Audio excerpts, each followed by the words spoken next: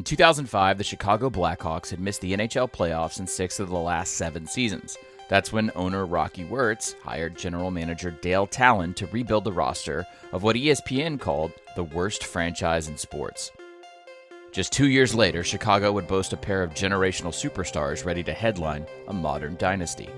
The Blackhawks took center Jonathan Toews 3rd overall in the 2006 draft, and a year later won the lottery literally and figuratively, selecting winger Patrick Kane 1st overall. The franchise now had 2 future megastars. At the same time, they were already developing a defensive core of Duncan Keith, Brent Seabrook, and Nicholas Hjalmarsson, with prospects like winger Brian Bickle in development. After trading for the Flyers' Patrick Sharp, a title-caliber foundation was in place. Off the ice, Wirtz lured Chicago Cubs President McDonough across town, not just to oversee a rebuild of this original 6 franchise, but, like McDonough had created for the Cubs, a transformation of the Blackhawks into a cultural brand. Finally, Joel Quenneville was promoted to head coach in 2008 to stabilize a bench that had seen 8 head coaches since 1998.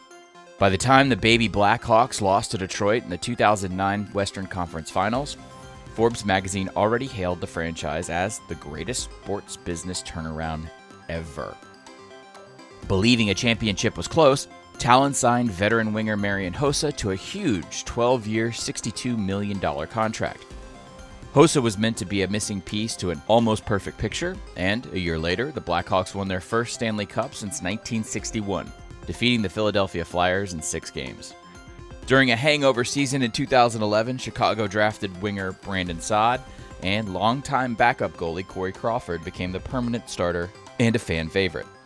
Chicago would lose another first-round playoff series in 2012 before the NHL lockout, but the Hawks bounced back in a shortened 2013 campaign, winning the President's Trophy and beating Boston in a legendary 6-game Stanley Cup. After they were knocked off by eventual Cup champs Los Angeles in 2014, the Hawks came right back to beat Tampa Bay for a 3rd Stanley Cup in 2015. 3 cups in 5 years, led by 2 young superstars and a dynamic core of supporting players. Chicago had already completed a dynasty, and there was no reason this group couldn't keep going at a championship level. But even superstars can't do it alone. Along the way to becoming hockey's best franchise of the decade, Chicago's promising youth had evolved into veteran superstars, with contract demands to match. But let's back up a second, because Talon, the GM who built this dynasty, was actually gone before the Hawks' first Cup win. Before the 2009-10 season, the NHLPA filed a grievance against Chicago, claiming Talon had waited too long to offer qualifying offers to restricted free agents, which ultimately resulted in Chicago paying more to retain a few of their players. All things considered, it was a minor gaffe at the time, but enough for McDonough to demote Talon and promote assistant GM Stan Bowman, son of NHL coaching legend Scotty Bowman. Talon quickly resigned. Even as a GM, he was well-liked by players, but Bowman was hockey royalty and understood to be McDonough's guy.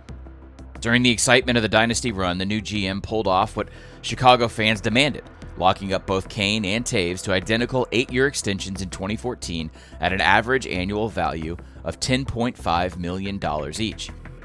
Both players had offers for more money on other teams, but the logic of all involved was that Chicago and its superstar duo would be stronger together, and both deals featured no trade clauses, further cementing the pair's presence for the decade to come. Now that 2 players made up roughly a third of the Hawks' payroll in 2015 and beyond, one of the very first casualties of this investment was Saad, who was traded to Columbus when Chicago couldn't fit his contract demands. If Talon was the architect of these dynasty Hawks, Bowman became the custodian. And because Chicago was so good and so young and so popular seemingly all at once, these Blackhawks' real rival wasn't the hated Red Wings or the Crosby-Malkin Penguins or the Kings' neutral zone defense. It was a salary cap. Remember that lockout in 2012 and 2013? To resume play, the league and the players' union settled on a $60 million salary cap subject to an annual adjustment in either direction based on league revenue. So, when something as random as Canadian crude oil prices drove down the value of the loonie in 2014, it lessened the revenue of the NHL's 7 Canadian franchises, lowering the cap growth for the following season. For teams carrying big contracts, the difference of a few $1 million could reshape an entire offseason, and Chicago was shouldering some serious debt.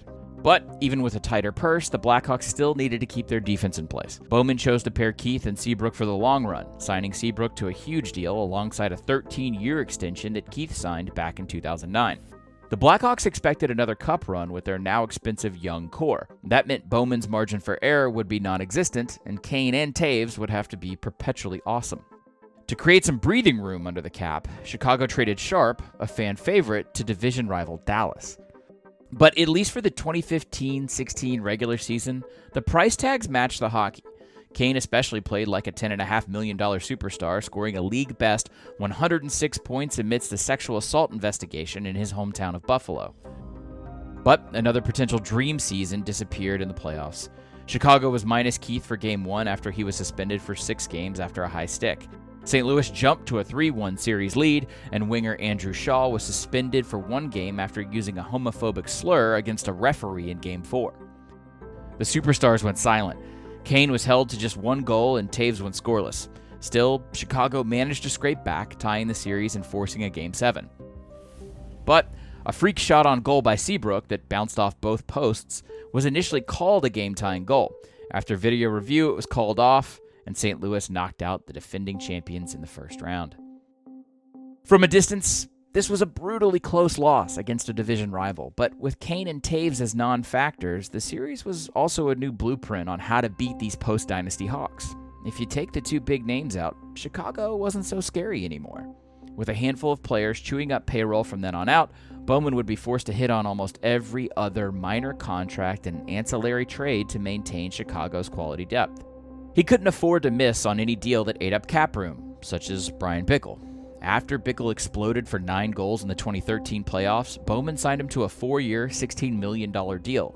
But Bickle's production plummeted, and his $4 million annual cap hit became an albatross for Bowman, who finally unloaded him in a trade with Carolina in 2016 in exchange for draft picks. Luckily, a gift from Russia had already landed on the ice. Calder-winning rookie forward Artemi Panarin helped mask the effect of an increasingly apparent cap crunch, just as Taves and Kane peaked as legit superstars. Chicago's headliners carried the load in the 2016 season, even with Taves battling through injuries. The Hawks finished with 109 points and the first seed in the Western Conference, led by the top-heavy line of Kane, Panarin, and Artem Anisimov. As long as you didn't look too far down the roster, these Blackhawks were still a superstar team in their prime, capable of another cup. Then, everything disappeared in 4 games. The Blackhawks were swept in the first round by a comparatively no-name Nashville Predators team that swallowed Taves and Kane whole. Nashville goaltender Pekka Rinne allowed only 3 goals in the entire series with a .976 save percentage. It was the first 8-over-1 sweep in NHL playoff history and the first postseason sweep of the Blackhawks since 1993. Just like the previous postseason, Chicago fell down early, but there was no chance of a comeback. Nashville outscored the Hawks 6-0 in games 1 and 2 at the United Center. Taves, still just 28, was shockingly mortal against a faster, more aggressive Predators team.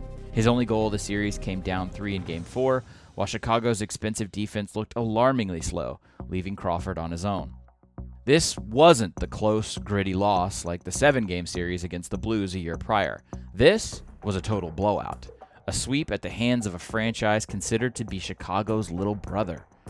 Bowman called the sweep unacceptable and deemed the season a complete disappointment. When asked if complacency had set in around the franchise after 3 Stanley Cups, Bowman raged, "If that's the case, then we're going to get rid of those people, because the only reason we come here is to win the cup." A wild overcorrection began. To kickstart a youth movement on defense, the GM pulled a series of shockers. First trading Hjalmarsson, arguably the team's healthiest and most reliable defenseman, to the Coyotes for Connor Murphy and Laurent Dauphin. Then, in a stunner, he sent Panarin to Columbus to return fan-favorite Saad in addition to prospects and draft picks. Panarin, a player Kane himself credited with making his own game better, was traded for a less effective veteran version of himself with the same cap hit, but a few extra years of control. Oh, and both players were favorites of Quenneville, creating friction between the coach and GM. Panarin represented the best and worst parts of Chicago's front office. They had an eye for young talent and were smart shoppers on the international market, but couldn't hold on to rising stars once they reached market value. Bowman dealt a player who would become a top 10 forward in the league, knowing that he'd never be able to fit an inevitable long-term deal for Panarin under their bloated cap. Despite the fact he'd arrived at just the right time to help compensate for an expensive, aging group, Panarin was too good.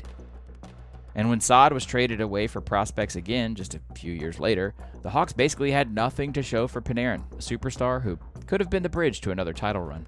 Bowman had shaken up the roster to shake off their sweep, and now the last thing Chicago could afford would be an unexpected injury to any of their remaining core players, which, yeah, it's hockey, so that's bound to happen, but no one saw the end of Marian Hossa's career coming. In June of 2017, the Hawks announced that Hossa would miss an entire season due to an aggressive form of eczema. The otherwise healthy veteran, who was still a reliable goal scorer, had developed a rare, severe skin allergy to his own equipment. Hossa literally couldn't put on his own pads without aggravating his condition, and while Chicago was able to use his status as a long-term injured reserve to move his big contract off the books, they couldn't replace his offense. A year later, the remainder of Hossa's deal was traded to the Coyotes, and after league doctors determined the side effects of the medication treating his eczema were too severe to play effectively, Hossa stopped playing and announced that he'd retire at the end of his contract. Down Hossa and Panarin and only getting older, the Hawks scrambled, re-signing an aging Sharp after a 2-year stint in Dallas, only to have him retire at season's end, as well as a slew of cheap veterans like Tommy Wingels, Lance Boma, and Cody Franson, all in an effort to build immediate depth. But the patchwork slapped across the 2017-18 roster busted open when Crawford missed the second half of the season with an upper body injury believed to be a concussion. Crawford's game had arguably improved since the team's Stanley Cup run, to the point where he could have been considered the team's actual MVP. And when they lost his .929 save percentage after just 28 games, an aging, thin defense was badly exposed. Kane and Taves still played like stars, combining for 128 points, but Chicago was a team that, according to Saad, just lacked confidence. They finished with 76 points, 19 shy of the playoffs, missing the postseason for the first time in 10 years. The signs had been obvious, but now it was a reality. The ride was over. All of a sudden, the hockey world could see Chicago for what they actually were, victims of their own success. The kismet of draft luck and a near-perfect hot streak of young signings was long gone. Now, almost a decade later, Bowman, the guy after the guy, just looked desperate, constantly rolling the dice on small, short contracts and trades to create space for those cheap deals.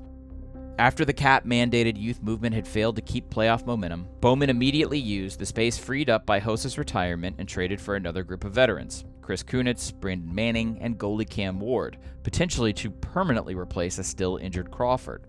Things certainly looked bleak in the front office, but as team president, McDonough gave a public vote of confidence to both Bowman and Quenneville, who had just coached through his first losing season in 21 years.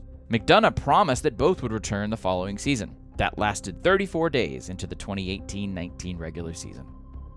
After a 5-game losing streak in November, Chicago fired Quenneville and replaced him with Jeremy Colleton from Chicago's AHL affiliate. Despite a pedigree coaching career, 3 Stanley Cups, and a top-heavy roster and cap hell for multiple seasons, McDonough assumed that Bowman could still figure out a way to rejigger a quality supporting cast underneath its big names, but a change on the bench would spark a roster suffering from age and that perpetual patchworking. It did not. Instead of a spark, Colleton just ignited friction with many of the team's cup-winning veterans, especially Seabrook when he tried to overhaul the defensive scheme mid-season, and Chicago finished 6 points out of the playoffs. Yes, Patrick Kane and Jonathan Taves were still superstars, but finally, and inevitably, that's where it ended for the Blackhawks. After another flurry of trades, Chicago entered the COVID-19 suspension of play in March of 2020 at a mediocre 32-30-8, having suffered a string of injuries to Seabrook, Saad, and others. Looking for his own spark, owner Rocky Wirtz opted not to fire Bowman, saving the GM yet again, and instead sacked McDonough. Out went the man who took a franchise from blacked out of their own TV market to an 855-game sellout streak and 3 championships. In October of 2020, the team released a public statement that touted their commitment to, quote, developing young players and rebuilding our roster. Soon after, every supporting player from the Blackhawks Stanley Cup run was unloaded. Bowman didn't renew the contract of Crawford, now 35 and third in career wins all time in franchise history. After Chicago missed the playoffs again following a shortened season, Duncan Keith requested a trade to finish his career closer to home and was dealt to Edmonton, while Brent Seabrook was sent to Tampa, where he would soon retire. Taves, still a Blackhawk, opted to sit out the 2021 season due to an immune system condition. And despite a still growing list of blunders and the inarguable fact that he could never recreate the core Talon had built to support Kane and Taves, Bowman kept dealing, still firing away while his pair of superstars had their window. The man who critics say usurped his position on the eve of those 3 championships had managed to outlast the boss he'd politicked to get the job and the coach he'd stymied with bad trades. Having too many superstars is certainly a good problem, but it's still a problem. No franchise in the NHL salary cap era shined as bright and as suddenly as the Blackhawks. But you can't win with just a pair of aces, and after failing to maintain or replace the production of their supporting players during the Cup run, Chicago was an old, expensive husk of its championship self, no matter the names left on the marquee.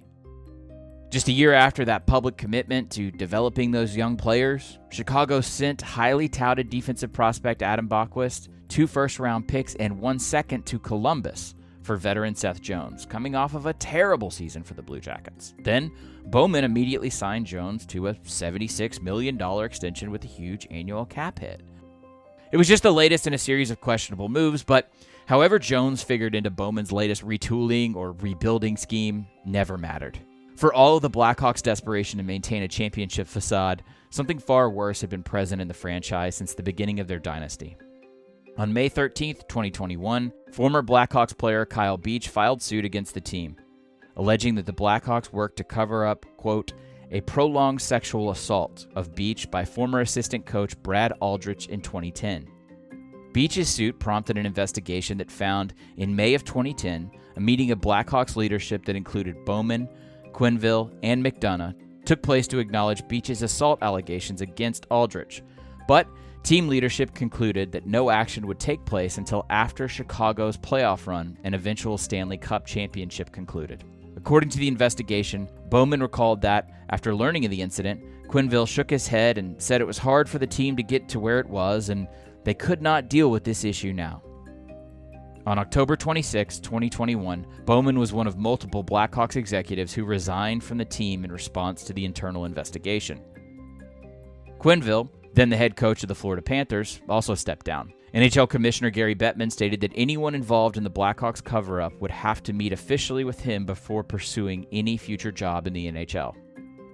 The very end of the Blackhawks' darling run of championships and business accolades started at the beginning, because for 3 weeks between May and June of 2010, Aldrich was allowed by the leadership of Chicago's hockey renaissance to continue working with the team, interacting directly with his alleged victims, and even riding in the championship parade.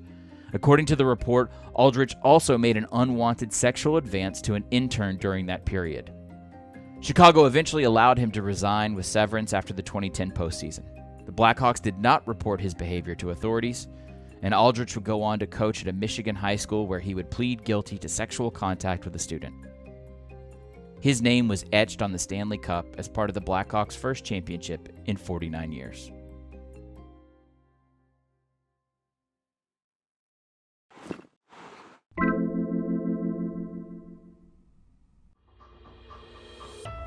Okay, thanks for watching. If you'd like to watch more collapse videos on title dynasties, you can click below. And if you or someone you know is dealing with sexual assault, call 1-800-656-HOPE. That's 1-800-656-4673. Or visit RAIN, that's RAIN with 2 N's.org.